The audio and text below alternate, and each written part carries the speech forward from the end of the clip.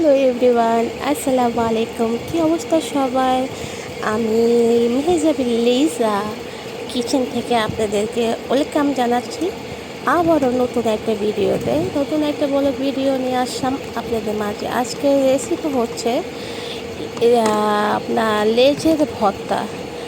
মাওয়ার যে লেজের ভর্তাটা থাকে, আমরা কম বেশি মাওয়াতে যেহেতু অনেকই ভর্তা খেয়েছি, বাট ওটা কি যতই স্বাদ হোক, স্বাদটা যতটা পরিমাণ স্বাদ, যতটা পরিষ্কার, সেটা কি মাও ঘাটে হবে?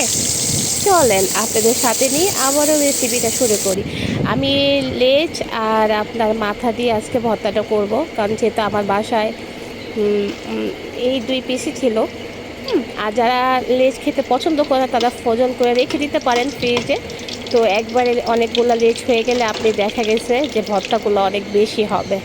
তো ওইখানে আমি মাছ ভাজাভাজি করে ফেলেছি হলুদ মরিচ লবণ দিয়ে।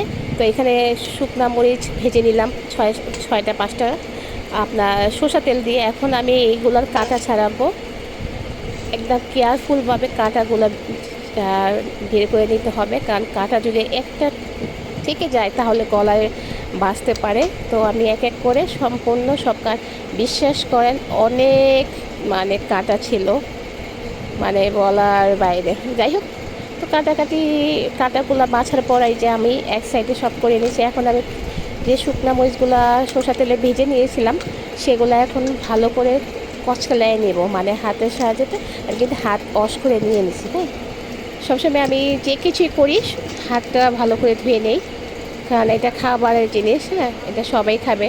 তো এই তো এখন আমি ভালো করে কচলায় নিয়েছি।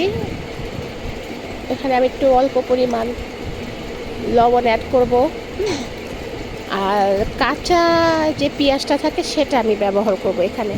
এখানে 2 টেবিল, 2 টেবিলের বেশি হবে পেঁয়াজ কুচি। পেঁয়াজটা যত বেশি দিবেন, আর শুকনো মরিচটা যত বেশি দিবেন, আর ধনিয়া পাতাটা যত বেশি দিবেন, আর সরষে তেলটা যত বেশি দিবেন, অনেকই স্বাদ হবে। তো ওই যে আমি যে শুকনো মরিচটা ভেজেছিলাম যে তেলটা দিয়ে, আপনার সরষে তেল, সেটা নিয়ে নিলাম এখানে, পরেও দিব ভালো করে ঢুলে টুলে। এখন আমি কাঁচা পেঁয়াজগুলো দিয়ে দিব, এখন ধনিয়া পাতাগুলো দিয়ে দিব, দিয়ে ভালো করে মাখামাখি শুরু করে দিব। তো আপনার চাইলে বাসা যারা লেজ ইলিশ মাছ আনেন কিংবা ইলিশ মাছের লেজ খেতে পছন্দ করেন না কাটার জন্য, তারা এরকম ফ্রোজেন করে রেখে দিতে পারেন। তো অনেকগুলো ইলিশ মাছের লেজ হয়ে গেলে আপনারা এরকম ভর্তা বানিয়ে খাবেন, বিশ্বাস করেন অসাম ভর্তাটা হয়েছে, যে আমি বলে আপনাকে বোঝাতে পারবো না। যদি ভিডিওটা ভালো লাগে, যদি লাগে যে মাওয়া ঘাটের থেকে বেশি ভালো হয়েছে, তাহলে একটা করে শেয়ার করে দেবেন আপুরা ভাইয়ারা। আর সবাইকে ধৈর্য সহ্য নিয়ে আমার ভিডিওগুলো দেখার জন্য থ্যাংক ইউ।